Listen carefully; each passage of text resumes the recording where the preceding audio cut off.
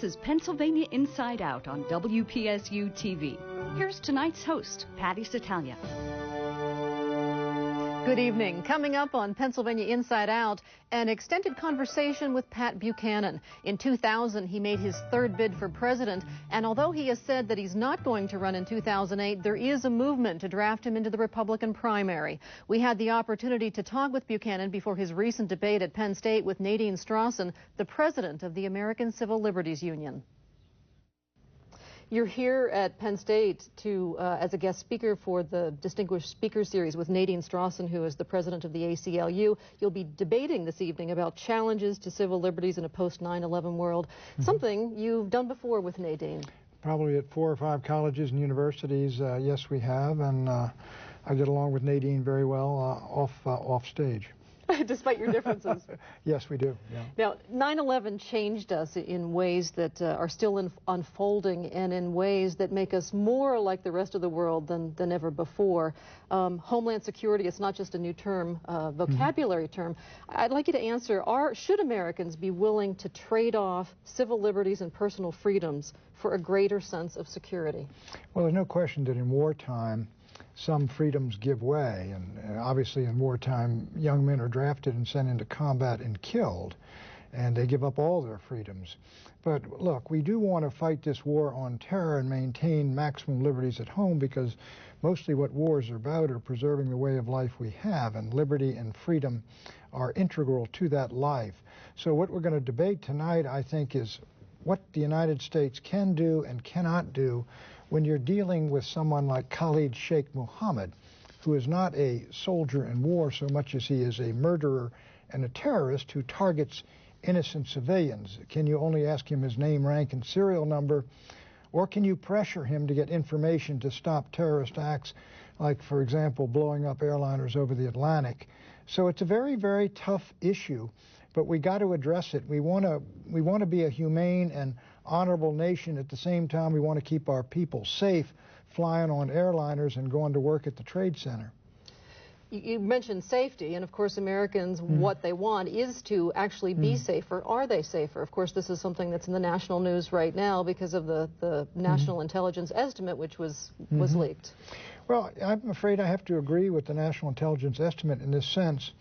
I do believe, I argued against the war in Iraq because I believed it would inflame and enrage the whole Islamic world from Marrakesh and Morocco to Malaysia. And it has certainly done that, and it's increased the volume of hatred and animus toward the United States, and out of that, of course, terrorists come. So I think in that sense, and we do have in Anbar province a potential terrorist haven we did not have when Saddam Hussein was running that show, evil and wicked as he is. On the other hand, I do think airliners are probably safer here in the United States than they were. I've got a problem with the border security. I don't think we're safe on the Mexican border. So I think the president gets, he gets uneven grades. In some areas, I think the administration has done excellent. But in other areas, there's no doubt about it, the wars we're fighting in the Middle East inflame the region, and the inflammation creates basically an environment out of which terrorists come. Bush insists that it's a lack of freedom that fuels terrorism. Well, I don't agree with that, because we've had terrorists in, was there a lack of freedom in England when they blew up those trains? No, it was not. Was there a lack? Mohammed Atta on them were down there having lap dances done in Delray Beach. The people who blew up the trains in Madrid and killed all those people, they had grown up in a Spain that was free. So I don't agree with the president on that. I think terrorists, from the time of the anarchists at the beginning of the last century, the anarchists attacked the freest nations on earth. President McKinley, our own president, was murdered by an anarchist, and America was the freest nation on earth. So I disagree with the president on that. I mean, obviously we would like to see freedom expanded in the Middle East, but I don't think that's going to end terrorism. You just mentioned border control. Your new book is State of Emergency, and in it you confront what you call the immigrant invasion and conquest of America, and say that the U.S. is in a state of emergency. Explain how so. Well, I think what's taken place is the colonization of America by the Third World, and I add Europe to it. Europe and the great empires in America at one point in 1913, we ruled the entire world virtually, except for Japan. And what happened was the Western empires collapsed. They committed collective suicide in World War I and World War II, and all the empires collapsed, and they all retreated and went back home. What we're seeing now is the grandsons and granddaughters of the once subject peoples in Latin America, Africa, Asia, all of them coming into Europe, all the way from Russia, all the way across Europe into the United States. And I compare our situation to the late Roman Empire, where they had the Rhine and the Danube frontiers, which they blocked against what they called the barbarians and the Goths who were on the other side. And at the late in the empire, the Goths started simply moving across the borders in enormous numbers. And that's what's happening to America. One figure, President Bush himself admits that 6 million people have tried to break into our country on his watch, and 1 in 12 had a criminal record. That's not Ellis Island. In fact, you would blame President Bush if there were another terrorist attack as a result of someone crossing through our border. It would be impossible not to blame him, because I do not believe he's exercised his duty and defended the borders of the United States as he is obligated to do in the Constitution. The Constitution says the government of the United States shall defend the states from invasion. And when we were catching 150,000 people every month in the first 5 months of this year, every month catching more illegal aliens crashing our border than all the troops we got in Iraq, that's an invasion. And you can't call it anything else. And I don't think the president has done the job he should do. In fact, you say that if we don't get control of our borders, that the American Southwest could become part of Mexico, at least culturally and linguistically. Oh, sure, and socially and ethnically. And I think that's going to happen. If the president grants an amnesty now, and that means those folks are allowed to stay here, the 12 million illegals at least, maybe 20 million, they'll have their wives and children in here. And already native-born Americans and native-born Californians are leaving California. And the Census Bureau projects, as of now, 102 million Hispanics in the Southwest, which I would say from Los Angeles around through Texas. And most of them are coming from Mexico. And 58% of Mexicans believe that belongs to them anyhow. And so I think what you'll get is sort of a de facto, the Southwest will become as much a part of Mexico as of the United States. Politically, it may be still belong to the United States, but ethnically and geographically, I think you see the merger of the two countries, which is the objective of the Mexican government, openly, economic merger. And if that happens, I think it's the end of the United States as we know it. There's legislation pending right now in Harrisburg that would make English the official language of this country. There are other small towns around Hazleton. Harrisburg can't do it for the whole country, but Pennsylvania, you mean, right? Right. Sure, I think, look, that's the language, the language of the American people. You and I'll bet, I mean, my ancestors are German and Scotch-Irish and Irish, and they all fought the English, and I speak English, and you speak English, and it's one of the things that holds us together. Not only that, it opens the door wide, not only to the economy, but more importantly to the culture, to the history, to the literature, to the art, to understand what it means to be an American. I think you almost have to know English. And immigrants were, of course, immersed in English. And that's one of the problems, Patty, today is they're not. I mean, many people say they ought to be taught in their own language and retain their own culture. How then do they become Americans? It's Rick Santorum's push, tough push on immigration, his tough stance on immigration, which has allowed him to go from a 23-point deficit in his race for the Senate against Bob Casey to somewhere in the neighborhood of 6 points and maybe growing. In fact, you have said that other GOP members ought to take a page from his playbook if they want to win their races. Well, let me give you one example of a fellow that did. Mr. Bill Ray, a former congressman who had some problems in California, and he ran for the empty seat of Duke Cunningham, who went to prison. And in the initial run-up in California, the Democratic candidate got 44% of the vote, and Bill Ray got 15%. So Bill Ray says, my issue is illegal aliens and illegal immigration. I'll seal the border. And McCain was going to come out and campaign for him. McCain refused to campaign for him because Bill Ray said, I will vote against McCain's bill. So Bill Ray runs on this issue alone. He goes from 15% to 49%. She went from 44 to 45 in the runoff. It won the race for him. Everybody in the House got the message. Even the Senate's got the message, Patty. And they're going to try to pass, a 300, 700-mile fence. I mean, I was running and I was called names for recommending a 70-mile fence in 1991. So the Congress is beginning to get the message, but the country really is. What are you recommending, though, for border control? Oh, one thing, I think you build a 2,000-mile security fence on the border. It sounds like Israel. No, Israel's got a huge, a 50-foot concrete wall. I don't think you need that. I think you need a border security fence with a road between it. And I think that will do it, because what we want to keep out, we don't want to keep it, you can't keep out a terrorist that way, but you can keep out the masses of people. I mean, if 150,000 aren't going to get over two fences, and that, maybe some will, a few people, Border Patrol can deal with that.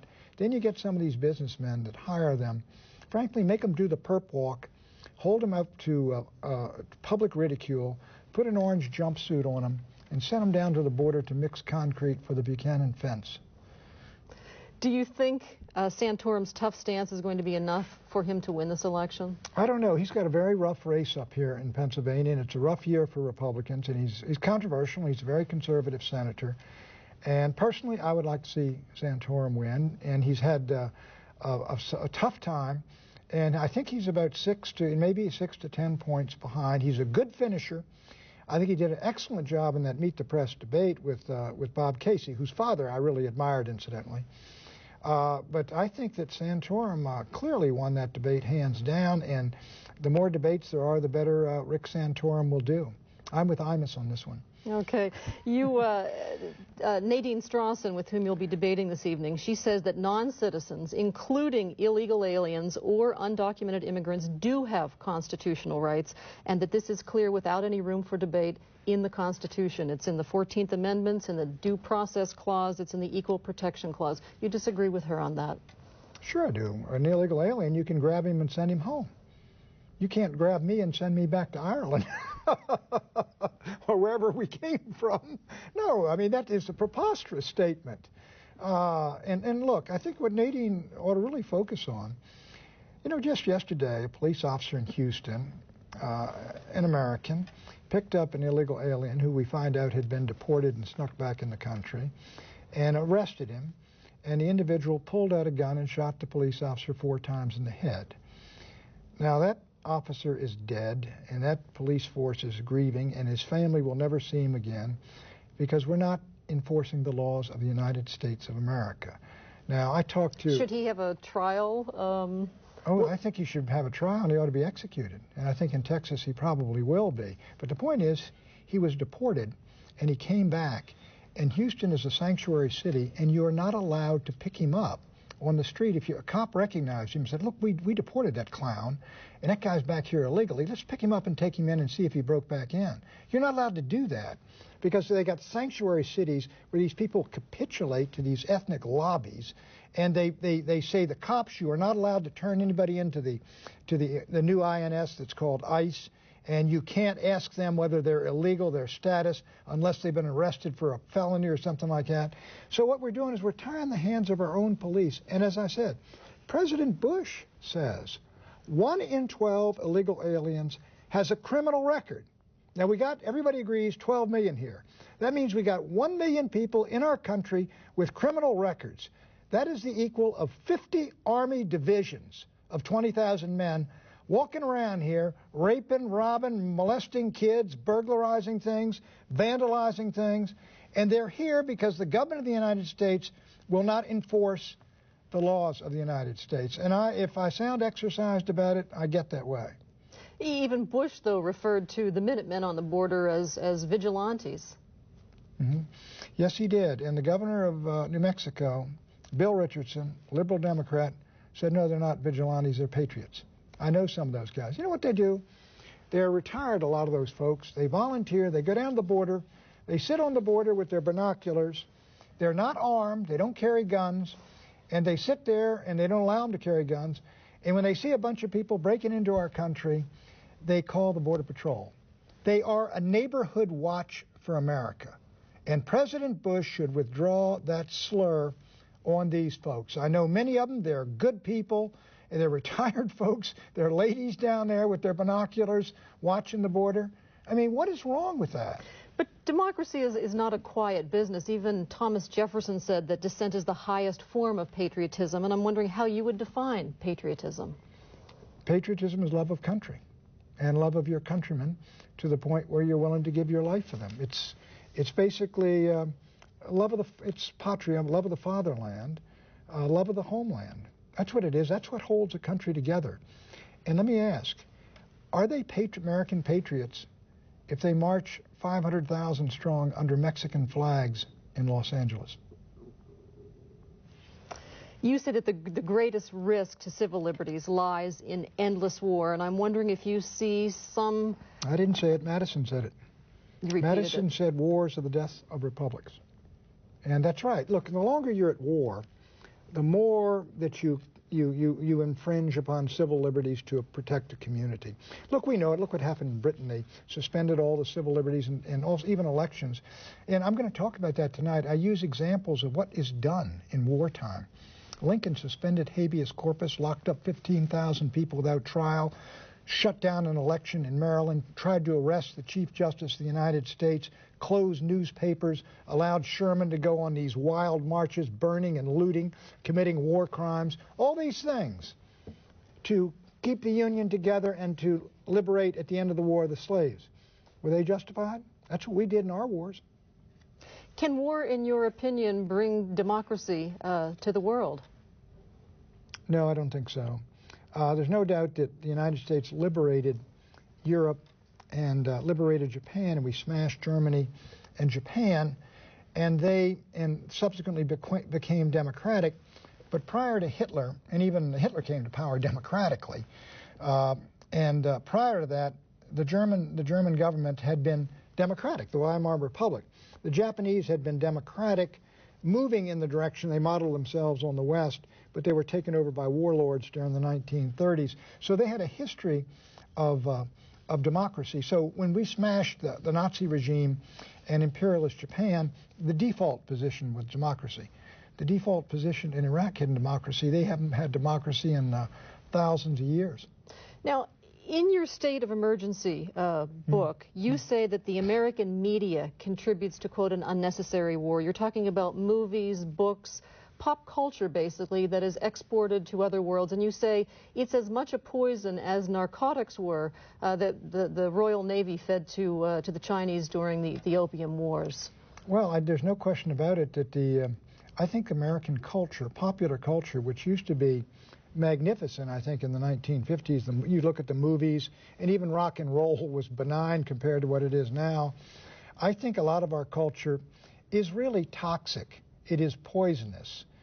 You get this anti-cop hate, anti-women, misogynist stuff, and rap music and some of these other things. And some of what Hollywood produces, the filth on television. And I think there's no doubt there's an enormous, these conservative societies in the Middle East, they recoil from this. And recoil, a real hatred of it. And they're both attracted by America's achievements and its democracy, and then they recoil from this.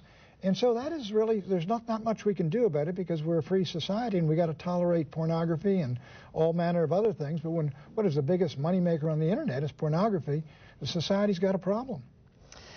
You are described as a good old-school Republican. Your sister Bay, who is your top political advisor, says that you represent the American people and understand their concerns as no one has since Ronald Reagan. And I'm wondering how you would describe yourself. I think I'm a traditionalist conservative, and I'm a small government conservative, and I think, and basically I believe in my ideas and values are rooted in American history. And I look at the Founding Fathers and I find enormous wisdom in what the ideas they had. And I think America, after the Great Cold War thing was over, which was an abnormal situation where you had this mighty empire and this monstrous ideology coming toward us, once that collapsed, I think we should have returned to the wisdom of the Founding Fathers in foreign policy. And that's why I said, don't march up into Mesopotamia. You talk about us being in a state of emergency. In your opinion, with just a couple of seconds remaining, can the country be saved?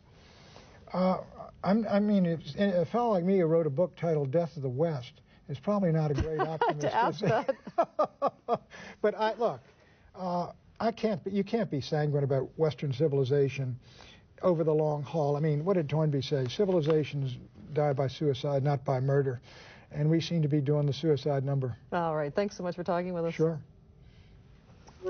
We always welcome your comments here at Pennsylvania Inside Out. Whether you have a story idea, a comment about one of our segments, or you'd like to know where you can find more information, drop us a line. Pennsylvania Inside Out, 100 Outreach Building, University Park, PA 16802. Or send an email to painsideout@psu.edu. Please remember that portions of some correspondence may be read on the air.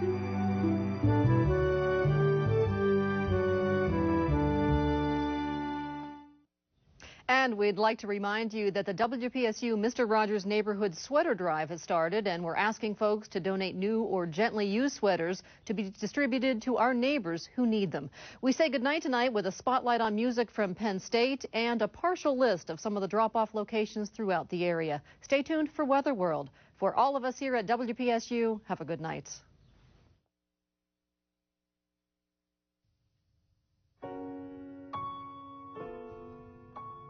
A simple choice, nothing more. This or that, either or. Very well, social world, businessman, clever girl. Or pin my future on a boy I love. What kind of life am I dreaming of? I say, gimme, gimme, gimme, gimme,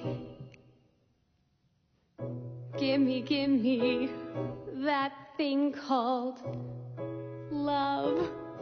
I want it. On Nova Science Now,